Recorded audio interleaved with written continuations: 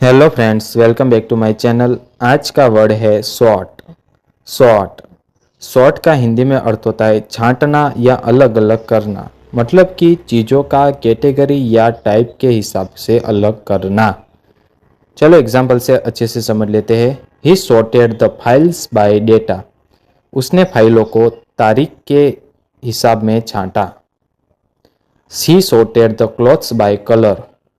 उसने कपड़ों को रंग के अनुसार अलग किया। I sort my emails every day. मैं रोज अपने ईमेल छांटता हूँ। और फ्रेंड्स, सॉर्ट का यूज़ प्रॉब्लम सॉल्व करने के लिए भी होता है। मतलब कि I will sort this issue. मैं इस समस्या को सुलझा दूंगा। सो फ्रेंड्स, आज का वर्ड था सॉर्ट। अब आप कमेंट में लिखो आई सॉर्ट द आइटम्स। मिलते हैं नेक्स्ट न्यू वर्ड के साथ। चैनल को लाइक करो, शेयर करो, सब्सक्राइब करो। धन्यवाद।